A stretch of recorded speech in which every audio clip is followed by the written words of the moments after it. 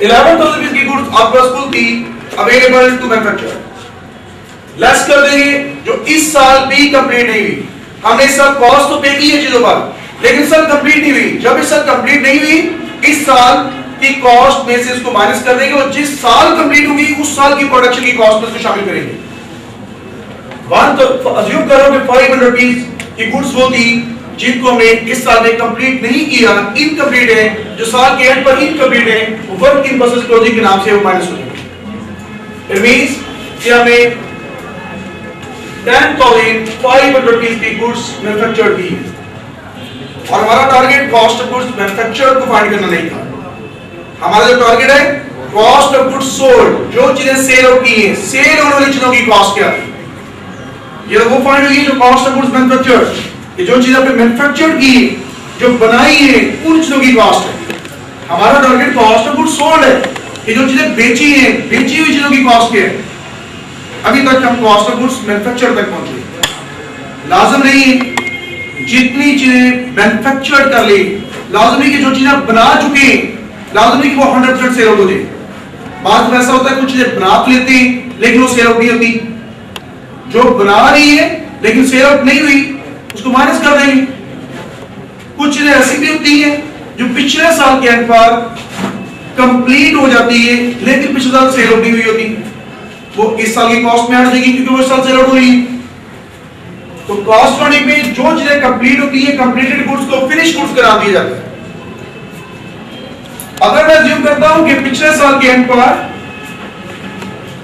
9500 rupees की goods थी जो पिछले साल के एंड पर कंप्लीट तो कर ली थी लेकिन पिछले साल सेल आउट नहीं हो सकी।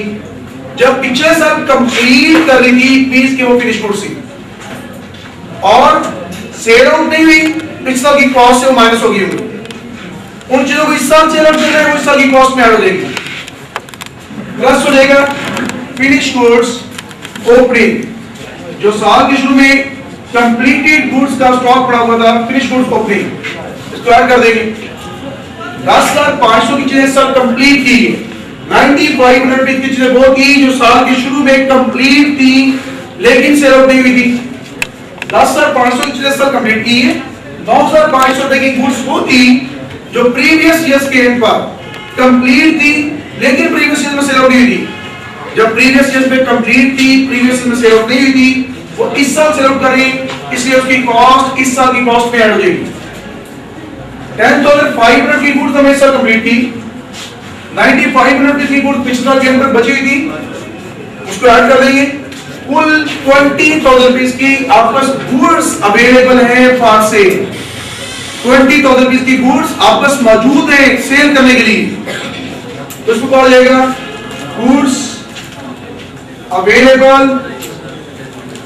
For sale. 20,000 की गुड्स आपके पास अवेलेबल थी फॉर सेल, इसमें से जो सेल आउट नहीं होगी उसको माइनस करेंगे। अज्यूम कर रहा हूं कि 5,000 रुपीस की गुड्स होगी जो सेल आउट नहीं हुई, जो नहीं सेल हुई उसको माइनस कर देंगे। Closing balance of finish goods, first किया 5,000 रुपीस की गुड्स सेल आउट नहीं हुई, इट मींस कि 15,000 रुपीस की गुड्स सेल आउट हुई। कॉस्ट ऑफ गुड्स सोल्ड, जो चीजें सेल आउट हुई है उन चीजों की कॉस्ट 15,000। इस प्रोसेस को देखें, सबसे पहला काम, हर चीज की कॉस्ट हमारी 3 एलिमेंट्स पर बेस करती है, मेडिकल की कॉस्ट, लेबर की कॉस्ट और एफएचई कॉस्ट। मेडिकल की कॉस्ट कैलकुलेट करने के लिए वही काम, ओपनिंग स्टॉक जितना साल की शुरू में बैलेंस पड़ा हुआ है, जितना और परचेज किए ऐड कर दी, मटेरियल अवेलेबल फॉर यूज, उसमें से जो मटेरियल इस्तेमाल नहीं किया उसको माइनस कर दी, बाकी आपका जो आंसर आएगा वो मटेरियल यूज होगा। उसमें दूसरी कॉस्ट, लेबर की कॉस्ट ऐड करने से पहली दो कॉस्ट इकट्ठी होती है, बड़ी कॉस्ट, प्राइम कॉस्ट, तीसरी कॉस्ट ऐड कर देंगे, फिर जो आंसर होगा वो मैन्युफैक्चरिंग कॉस्ट। मैन्युफैक्चरिंग कॉस्ट के बाद हमें स्टेप जो है मुश्किल लगता है, और मैन्युफैक्चरिंग कॉस्ट के बाद दो ही चीजें, work in process of finish goods. पूरी कॉस्ट अकाउंटिंग में देखें कभी भी ओपनिंग लेस नहीं होगा, क्लोजिंग ऐड नहीं होगा, हर जगह पर ओपनिंग स्टॉक ऐड हुआ करता है, क्लोजिंग लेस हुआ करता है।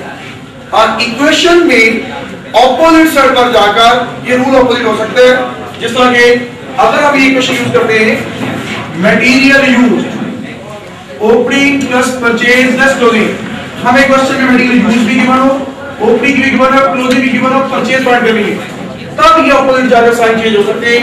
अदरवाइज पूरी कॉस्टिंग में हमेशा ओपनिंग स्टॉक ऐड होता है, क्लोजिंग स्टॉक लेस होता है किसी भी चीज का। मेडिकल का ओपनिंग स्टॉक ऐड हुआ, क्लोजिंग लेस होगी।